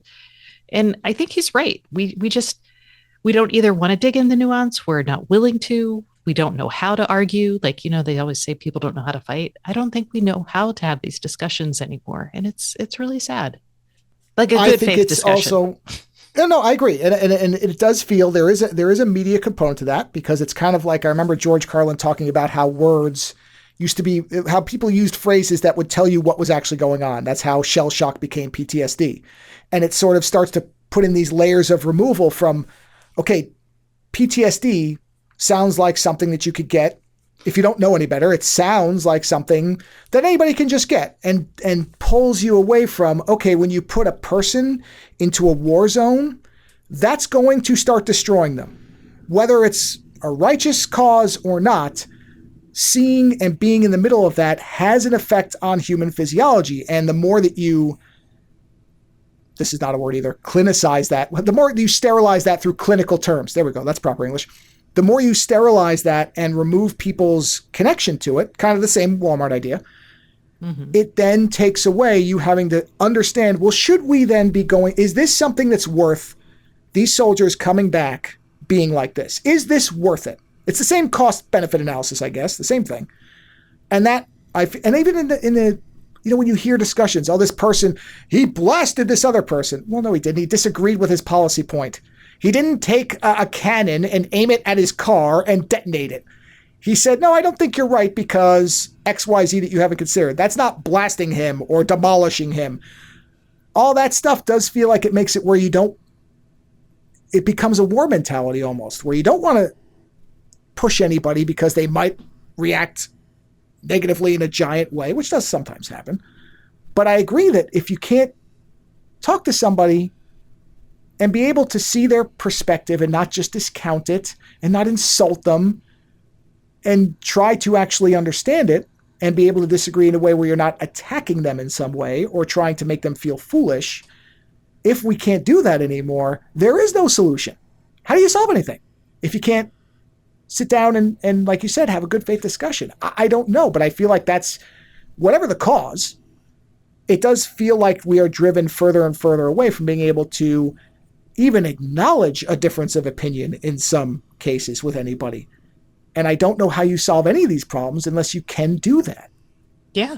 And I don't know how we get to teaching people how to, I mean, ideally we'd have like models for this in the media, and I don't think we really do. Do you remember the McLaughlin group from back in, God, was that the Oh, I late love 80s? the Bulldog. Yes, of course. So I That's the one remember I'm thinking of where thinking, it's like point number 4, Mr. Smith. yes, It's a nuclear exactly. warheads are bad. Go. Yeah. Okay. Yep. No, Yes. yes. Um, Yes. but if you, that was, I don't know if that was the beginning, but I remember watching that just being like, what is happening? But if you watch that today, you will be astonished at how much time he gives people to talk about their opinions and how much they can get in compared to if you look at like, I don't know, current congressional like testimony and back and forth. Like I was watching Hegseth's testimony today and I was just like, oh my God, these people are just yelling at each other. Oh, Like you're they're you're not a better answering. person than me. I cannot listen to that for more than a few minutes exactly for that reason. I'm like, there's no answer here. This is just Yeah, it's literally it's it's playing to the basically cameras. like attack, counterattack, attack, counterattack. And the counterattack now is such that you're just screaming over each other. It's like, and no wonder people are sick of Eddie. Anyway, God, this is so depressing. We have to end on a better note. I'm sorry. We cannot, like, I just can't here. I have to think of things that I enjoy and love as well. Well, and we'll swivel off this, but I do think you make an important point, and I think we're both making this point is we do have to start to be able to discuss these things and understand what the cost is and what decisions we want to make. I think people to kind of to move this in a positive direction. I do think there is a mistake a lot of people make that they think, oh, I'm powerless. I can't do anything about it, so there's no point in even paying attention. No, wrong. You are not powerless. You can, I do think this goes back to know who your local representatives are and start there and move up. That's how things get done or get involved if you feel like you can. This stuff doesn't just happen in a vacuum. That was why I made the point about many of these problems that we have are man-made problems or human-made problems, if I want to use a better term for it. These are not things like tornadoes, plate tectonics, gravity. Those things you can't affect. I agree. Unless you're, Superman or something. Even though when he used that power, that was completely ridiculous, and it will offend anybody who read the comics, because Superman couldn't reverse time by spinning the Earth back. Is that how physics works, everybody? I'm just letting you know in case you bought into that. No, wrong. Anyway, we do have the ability to steer these things by making our voices heard, by making correct purchasing decisions, meaning whatever makes sense to you. It might mean you have to make some difficult decisions. And also, if you have to make an acceptance of something that is a compromise, that's okay. If you have to compromise your morals a little because that's where you are, because you don't have the funds to be able to do anything else, that doesn't make you a bad person. It means that's the circumstance you're in. But you should be aware of it. And the idea would be we work to get away from that we want things to change for the better, not by sitting back and hoping that just hoping is going to do it, but you have to take a little bit of action. One of the things I complain about a lot here is in California, and I don't know if other states do the same thing. I imagine some do, some don't. Get a big book every time there's an election of all the people that are on the ballot. Their pros, cons, arguments, all this different stuff, whether it's ballot measures, all this type of thing. It's like a big, thick thing. And I feel like I'm the only person who reads that because I want to know. And then I'll go and look, okay, this person's running for this. Well, how'd they vote the last time they were in office, if they were? I'd like to know. And there's people who just go, oh, there's a letter next to their name, check it. Well, then you're not really voting with information, whatever way you vote. So if you just start there, is this person really the representative of what you think should be? If they're not, who cares what the letter is? Vote for the person who is the closest to that. And you start there and you work your way up. So it does seem depressing, but it also is not something that nobody can do anything about. We are fortunate in this country that there are still levers of power that people can exert, as of the time being, who knows? But right now, those things still exist. Hopefully will still exist for a while. But they do require a little bit of civic action. So it does not have to be doom and gloom. One of the reasons I wanted to have you on here is I would want direct people. I'm a Consumer Reports subscriber, so I'm like, direct people to read the stuff you're writing about, even though we didn't cover much of it, so I apologize because I wanted that to be a bulk of it, but this is how my brain is. We can argue about capitalism. That's fine. Yeah, but the points about the things that the consumer advocacy stuff, I think that's important stuff because I don't think most people, like my mother, I brought this example up before. It is the most hilarious thing. My mother, there are times I'll buy something for her because she's always paranoid about what sites are safe or not. Because my mother's of a different generation. She really doesn't know. And she's always scared that she's going to go to a site that's secretly a scam. So if she's ever worried, she calls me up and I'm like, I'll order it because I know the difference. And she will whisper her credit card to me because she has Echo devices. And I'm like, Mom, and I've said this more than once. I'm like, Mom, your card is stored on the Amazon servers. I know this because I've logged in as you and ordered stuff for you. Whispering your credit card to me because you think somebody's listening, that's not a real concern with the Echo devices. What your concern should be is, do I think Amazon is a good company to support? That's the concern is, should I be ordering stuff from this company? Or should I maybe scale back and go to local shops, local stores, order direct from certain people, even if maybe they are also giant companies that are not all that great. But whispering your credit card to me because you think that the Echo in your kitchen is going to, I don't even know what. That's what I mean about, no, Mom, that's not the thing to be worried about. Like, it's adorable. It's one of the funniest stories I tell. But it's just, every time she's just like, Mom. I love my mother. My mother, I was extraordinarily lucky. I had two great parents who tried not to have me go to art school because they knew it wasn't a career, but I was too stupid. Although I'm really glad I did go to art school because I actually think it was the most beneficial thing I could do in terms of getting me to see a wider world. But as far as a career choice, no, wrong. But they were great. My dad worked himself literally to death to make sure that me and my sister didn't want for much of anything. So whatever my mother does, I can't have any criticisms, but I find it to be the most adorable thing that she whispers her credit card number to me because the Echo might overhear it. I don't know what point I was making there, but I guess maybe pay it's attention to stuff. It's a complicated world, and it's hard for consumers to understand what they should care about and take action on that. this is why you do what you do and I do this. Because, forming sentences is difficult for artists. Yeah. But, all right, yeah, but that would Let me be ask my, you, my, what's your yeah. favorite medium? Is it digital or I know you do digital stuff, but that's what I've seen. But what's your favorite medium? What do you work Yeah, in? no, it is primarily digital. I mean, when I was in school, because that would be 20 something plus years ago, there were no iPads, anything like that. Digital was still pretty rudimentary in terms of, I remember Wacom, the pads but I can't work that way. I can't have my hand disconnected from what my eye is seeing that way. Now you can do it where it's the Wacom where it's actually on the screen. But the early ones, it was like a pad with a stylus, and then you were looking at the screen and drawing. I could never do that. My brain doesn't work like that. So I came up in pen and ink. I was a terrible painter. I hated painting. I've only recently really started to paint because Bob Ross makes it where anybody feels like they're a good artist. So I can paint to Bob Ross.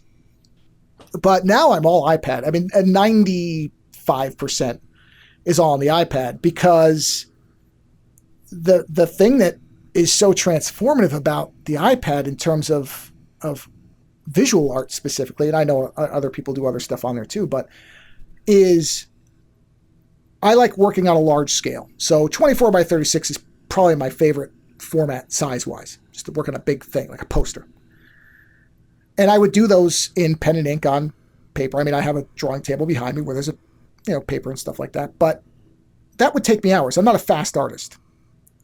So in pen and ink, you can't undo anything. If I got to a point, and I had done this, not for a long time because I don't work as much this way anymore, but I would get to the end point and realized I'd colored completely the wrong area of something in with black ink. Now, in theory, I could, I guess, take white out and attempt to draw my way out of it with white out, but it would never look right. It would just be terrible. Whereas on an iPad, if I do something wrong, it's just a 2-finger tap and it goes away. And I can work in something like 90 plus layers. Mm-hmm. So I just layerize everything. Every time I do a new line, new layer, new layer, new layer. And that way, if I realize, because I get real zoned in, I'll zoom in really far and I'll be just working on something in detail. And then I'll zoom out and go, oh, moron. That's not where those were supposed to be at all. And I can either just move them, like the hash lines or whatever, or I just undo it. Or wipe out the layer and start over. I mean, I've still lost the time, but I haven't destroyed the artwork, which I have done with physical stuff, where I'm just like, this is ruined, gone, and just tear the paper in half, throw it out. There's no saving it. All that effort's gone. The idea is just, I have to start over. So for me, the iPad that is something where I look at it and go, I can't even imagine not having this now, which is terrible because there is nothing equal to the iPad, and I don't like that. I don't like being dependent on one company's product for the majority of my creative output. I think that's terribly dangerous because Apple may be our friend today, and I don't even think it's our friend, but they may be working in ways I like today, but that don't guarantee they're going to be working like that tomorrow. And if suddenly they turn the iPad into a surveillance state object, and I know that's unlikely, but it's not impossible, I'm screwed because what am I going to go to? There's nothing like this thing. Not as powerful as it is. Overpowered for most people's use, but not for mine. This thing is exactly where I need it to be. So that's most of my work is digital because it's very hard for me to make a mistake that I can't recover from. So that's why I prefer it. Makes sense. Yeah, no, I can't draw on iPads, on pen and paper. I can't do anything like that. Although I did have one of my journalism classes in college was actually a drawing class. For some reason, he had us learn how to draw. It was really weird. He wanted us to make our brain work in a different way. It was fun. Yeah, that having that type of thing where you have to do something that is outside your comfort zone, I think that's beneficial because it could make you realize your brain works the way you may have not expected it to or thought was, because I mean, I'm terrible at math and I've always been terrible at math, but you have to do the math essential classes in high school and college even. And had I hated math, which I do, but then discovered I was really good at, I don't know, trigonometry when applied to cosmic physics in celestial bodies, and I'd fallen in love with that. Oh, well, that's good. I probably would never have opted for that if I'd somehow found out that that was something my brain responded to. But it is good to have to try something and realize, no, I really do hate this. Or, oh, well, no, because there's a benefit to that. It's good to to know for sure that an assumption was based on something and not just made out of nowhere. So, um, There's a method to your madness. I'm not sure I would go that far, but yeah, that's it's. I do tell a lot of people that if they have any desire for art and they don't think they're artistically oriented, that's why I mean Bob Ross is awesome anyway because nothing Yeah, he's monstrous just has come awesome. out about him. You know what I mean? It's like you're just Yeah. waiting for the time bomb, but unfortunately, but he's been gone so long. I think at this point, if it was going to happen, it would have happened. I hope because you just don't. Do we have to lose them all? Do we have to lose every hero we've ever had when we were younger? Do they all have to be monstrous in some different way? Because it just feels like But I Yeah. will tell Yeah. people that's the best person if you want to be creative and you want to start simple. Probably one of the most genuinely open and non-critical people in terms of, the whole idea that there are no mistakes, there are only happy accidents, which I don't know if I go that far. I have cut a couple of canvases apart because there were mistakes and they were not happy accidents. But I in cannot general, overcome this happy accident. no, no, no, no. I actually just today posted a video showing how I tanked a painting twice before getting it right the third time. And the reason I posted all that was to show, yeah, it's not like if you do art for a long time, which at this point I guess I have, that it becomes easy and you're not going to screw it up. But that doesn't mean you shouldn't keep going. You should know that you can still get to the end point. It may just take a different, because the first painting was completely different from where it ended up. The first one was a vertical glacier. And literally at the end of the video, you see me take the paint knife and I make a giant X and I'm like, nope, dead. And then I tried a different one and it was so dark you couldn't see the flames that I was trying to paint on it. And I basically took they have this cleaning cloth for oil paint and I just wiped the whole thing off. You just watch me do it. And I'm like, nope, not happening. And then I repainted it black again and I started over and the third one came out a lot better. And that's because that's some of that I would never have done pre really watching Bob Ross and listening to him. But the way is he's saying, no, this you have to create what you want to create and don't worry about whether it's correct or not. That means anything in art because it doesn't. There are things that if only 10 people love what you do, that's 10 people that love what you do. That's outstanding if you can get anyone to like the stuff that you create. It should not be about how many likes I got on this or what. Did somebody respond to something that you generated? If they did, you did it. You succeeded. That's amazing because a lot of people won't even bother trying. So that's why I like them. And I that got me back into painting. Even though I still don't think I'm a good painter, I'm certainly better than I would have been prior to watching that stuff because he's such a positive influence in terms of saying, no, just paint. Just paint. Follow what I'm Yeah. doing, And but have your own variations.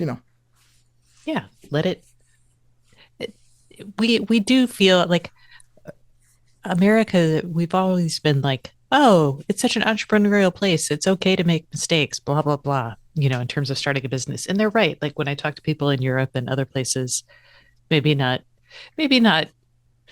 I will say the developing world is very friendly with mistakes.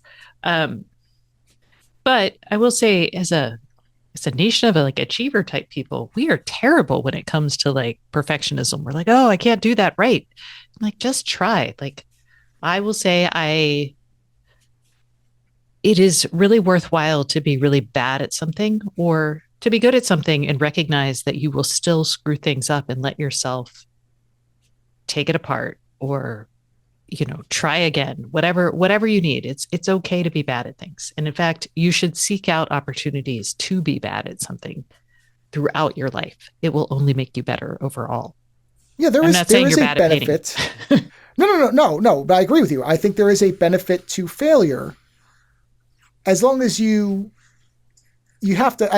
I did say in that video at one point. I said, hey, this is going to happen. You plan for something. Sometimes it works. Sometimes it doesn't. You can't let that. Even though, if I'm being honest, when I X the thing out with the palette knife, I certainly wasn't in the most optimistic frame of mind in that Well, yeah, you 15 could totally seconds. be mad But about it. Yeah. yeah, but rather than literally, I went to get the knife to cut the canvas up and then break it up and throw it away. I'm like, no, I'm not going to do that. I'll just try something else, and that's there is a benefit to learning from failure because even failure is instructive. And that can be in anything. And that's the point about the whole thing where, okay, take a course even if you don't think you're interested in it. Because you really don't. Our brains are such complex and beautifully weird machines that you don't know that a failure will not inspire you to think of something completely unrelated later in a way you hadn't thought of it. Going to art school was a terrible decision for me to do. And I did it for the stupidest possible reason. I was chasing a girl I was in love with. The dumbest possible reason to make a important life decision. Because she dumped me 2 weeks before Christmas, the first semester I was there. So take from that what you will. But when I saw all these, because I was in the art section of the school, they had their own art school. And I ran into people that made my eyes spin around to see how they live their lives. And I realized, no, man, as long as people are happy, who cares? If these people are happy, what does it matter that I don't necessarily understand everything about what's going on here? And it changed how I look at a lot of things. Whereas if I'd only ever stayed at home and only heard the opinions, perspectives, and attitudes of the people that were around me, that all looked similar to me in many cases, I might not have had the same mentality. So it was the best stupid decision I could have possibly made. Again, not career-wise, but it really just, it very sharply defined that perspective can be a very dangerous thing if you don't realize that you're only seeing one particular version of it. Once you get beyond that, you start to go, okay, and this feeds into our idea of, okay, better discussions and arguments and all that. Part of that is just understanding the other person has lived a different life experience and that they may not have this attitude because they're vindictive or mean or cruel. They might, but they might not. And so you kind of have to dig a little bit to figure out, okay, is this malevolent or is this... The word ignorance has gotten a bad rap. I've talked about this before, so all three of the longtime listeners, sorry, you're going to hear me say this again.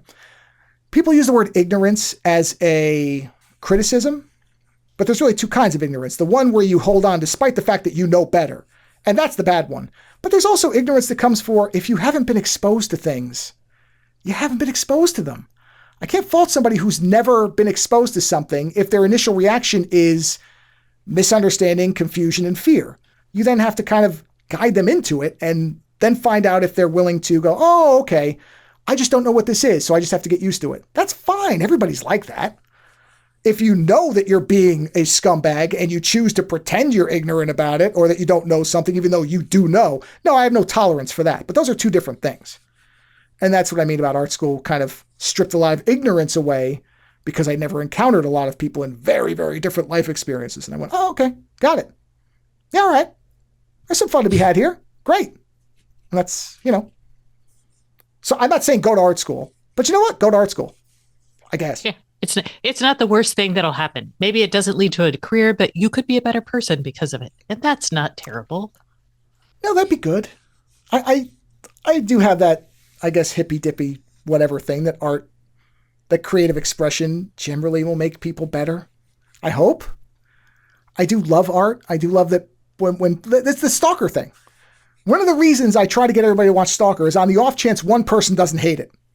That isn't me, So when you said you actually enjoyed the movie, or at least watched it, and didn't hate it, that's a victory for me because I love that movie and I want everybody to watch it. I won't shut up about it. As I said in my email, I don't shut up. I will work it into anything. Anything I will work Stalker in somehow. Because I'm a child of movies. I grew up loving movies and the stories and all that stuff that's in there. And when I was younger, I was into the stuff everybody was into. Oh, Terminator 2. Oh, explosions. Woo! Guns. Woo! All that stuff. And then some point, I think when my parents' cable package had IFC and Sundance and I started watching really out there stuff, and I went, whoa, wait a minute. Hold on. There's a message here and it's not obvious. I have to figure this out. I have to actually think about what did that mean? And so now I'm at the point where I can watch something like Street Trash and have a great time. And it is a terrible movie, but it's delightful. And then watch something like Stalker and be like, wow, this is something different. There's something in here. There's a response. I actually got my co-host to watch it, and I never thought he would. And we went through it, and I was like, nothing's going to happen for a while, but something's happening. He's like, oh yeah, okay. I'm like, yeah, good. So I do think art is a beneficial and transformative thing. And I know that makes me sound like I should be at a Grateful Dead concert or something, but which is not my mentality at all. But I do think art changed me. I think art school changed me. And I wish more people had whatever their version of that is. Because like I said, in the end, if a person's happy, then what do I care? As long as they're not hurting nobody. Or not hurting nobody without their consent, I should say, because, dominatrixes exist. I don't know if that's the plural or not. That's very broad-minded of you. I appreciate that. Well, I try. Yeah. Like that's the art school speaking right there. I think it really is, because in a lot of ways, I am a very New York person. I have very low tolerance for stupid stuff. But you veer me into the certain things and I become like a 60s flower child. It's the weirdest thing. Because even as I'm saying these things, I'm almost outside myself looking, going, what are you talking about? And I'm like, oh no, I get it. So it is like a dual mind thing, which now just makes me sound like a lunatic. But maybe that's the art school thing too. Not a lunatic. Okay. A little different. Let's see. What should we end on? Oh, you know what? I'm going to let you choose. Here's something. This used to actually be the basis of the late night idea, was to take people who talked about certain things all the time and say, what's something that you don't get to talk about you'd like to? So pick anything, interest, movie, book. I am reading the current book club book, by the way, Stacey's book club over on the Twit Network. Highly recommended. Oh yeah, and we actually picked a date. Depending on when this goes live, you might hear it first. Our date is May 15th at 2 ET, or sorry, 2 PT. Oh, okay. Well, no, this will be after the fact then, because it's going to come out in June. But sorry. You know what? No, I don't. You heard it here after it happened. You heard this here much later. But by the time this comes out, it might be on the public feed if you're not a Club Twit member. I am, so I'll be on it, I'm sure, because I kind of just make the point to be on it. And we appreciate that. But, I love that you come in and talk about the book so much and have so many opinions, because I often don't have opinions. So it's nice I have an opinion, but I'm like, the point of book club is everyone has an opinion. We all get to explore all of them. I never don't have an opinion about much of anything, unless it's math. So before I get distracted again, what's something that you'd like to end on that you don't get to talk about author, or you just want to talk about? Doesn't matter what it is. You know what? I'm going to talk about something that people I often do not talk about, which is, so the thing I'm working on that I'm really bad at right now is I'm becoming a Pilates instructor. And I think I definitely have mentioned this to people offhand, but I can't tell. I'm one of those people who can't tell their left from their right. And I'm also, because I've spent my whole life writing my ideas, I have a very hard time speaking them coherently and coming up with like quick instructions for people. And so being a Pilates instructor has really challenged some things that I'm bad at and forced me to grow some new neurons. And it's also just a really, I don't know, I'm a big believer in movement and like people not even challenging. You don't have to challenge your body, but you do have to move your body. And finding ways to do that. And I'm actually really surprised at how fun it is to like program things for people and get them to be like better. Like in a couple sessions, people can do things like get off the floor if they weren't able to do it before, right? So Stacey's big plug is for Pilates and or getting out there and finding a movement practice that works for you, even if you think, oh, I have to sit in a chair all day and I can't move anything. I bet there are things you could do to develop a movement practice, even if the movement is smaller than you might think. So there is a deep irony to you saying this, because I've attempted and had a few successes in getting my wife to do a couple shows with me, mostly about TV stuff. We did one on The Good Place, Schitt's Creek, stuff like that.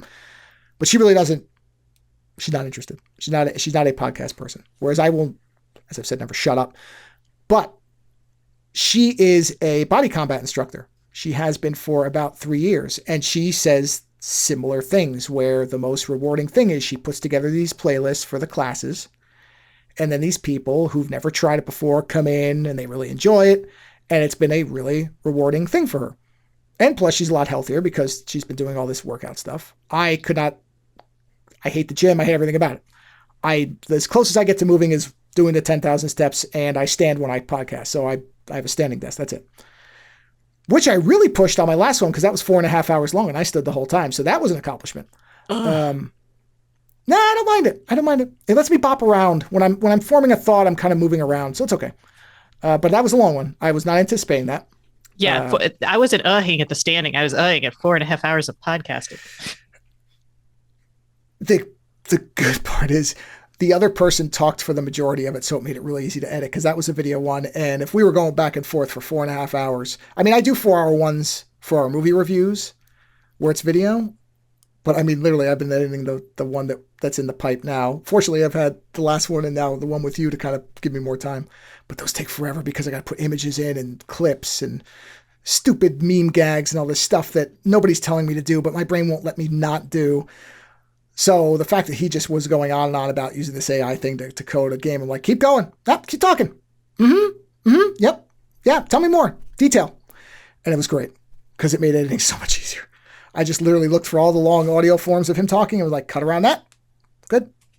But no, it's, like I said, it's interesting because that has been, I think, the thing for her was at first she was doing it for the fitness part of it. And then somebody said, well, you should really teach because you seem to enjoy it. And then she really gets a lot out of the students who in some cases, because you do what they call modifications, similar to what you're talking about. Okay, you can't get off the floor. Well, there's Pilates modifications. I teach a mixed level class, so I'm teaching everybody.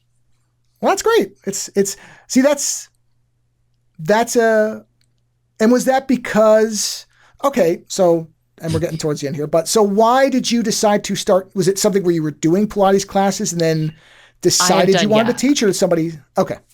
I had done Pilates for 20 years. Oh, wow. Before it was so cool. And then I decided to teach because I was like, you know what?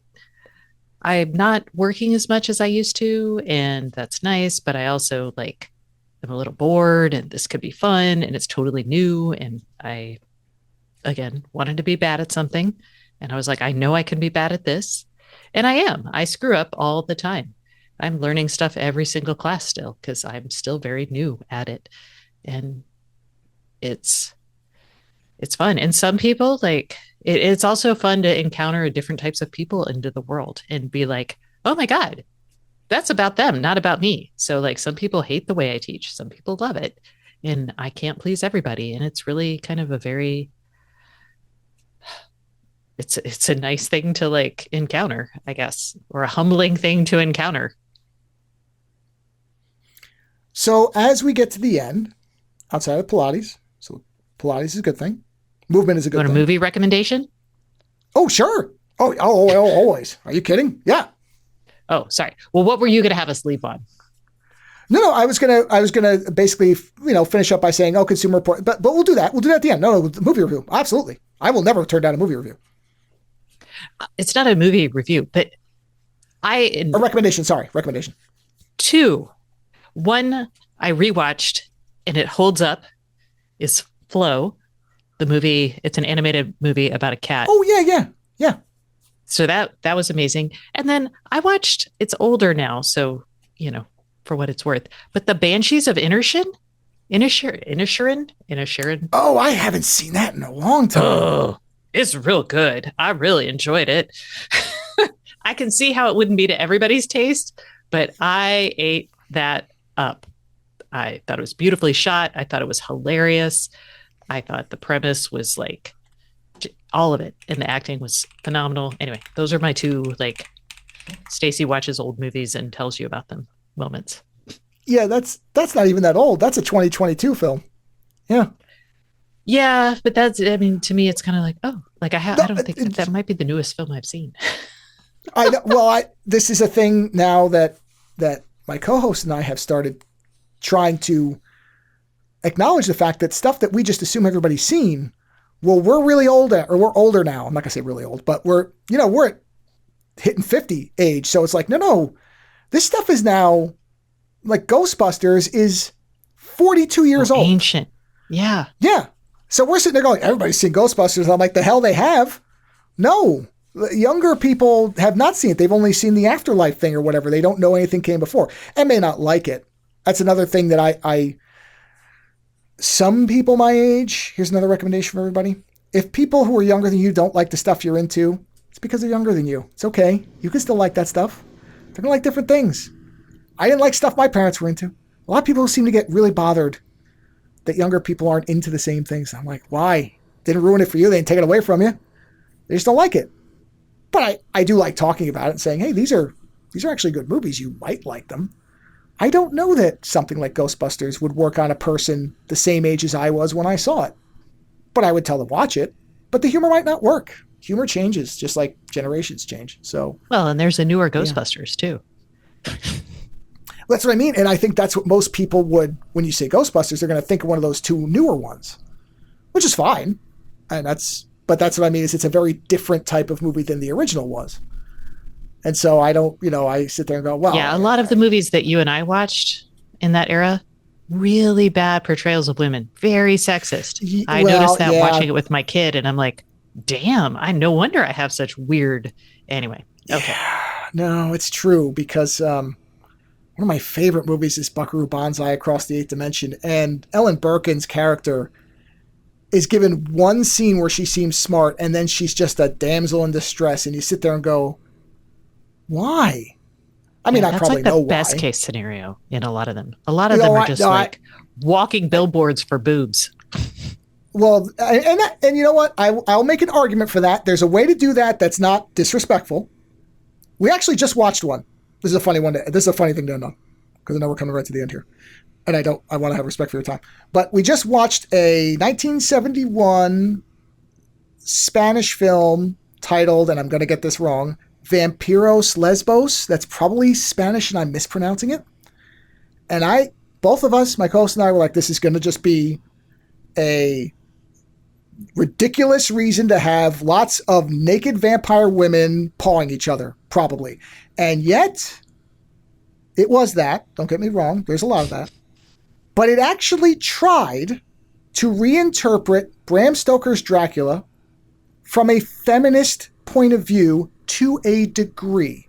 In that, the Countess, who's the head female vampire who falls in love with a woman, they were using all the same names in the basic structure of the book.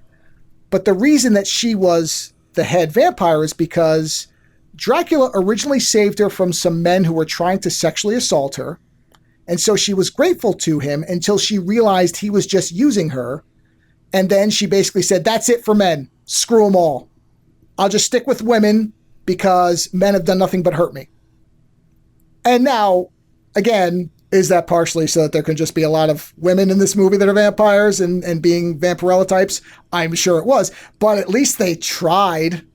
And they didn't just literally do nothing and just throw women at you, which is what I was kind of expecting. That's why I wanted to lead off this series with that one, because I'm like, this is going to be the worst one. Just understand this is going to be garbage.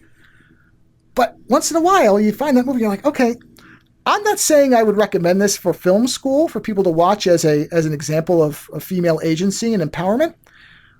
But it is amazing they even tried that. It's sort of strange to sit there and go, oh no, somebody read Dracula. Holy crap, somebody in this production read Dracula. They know the story.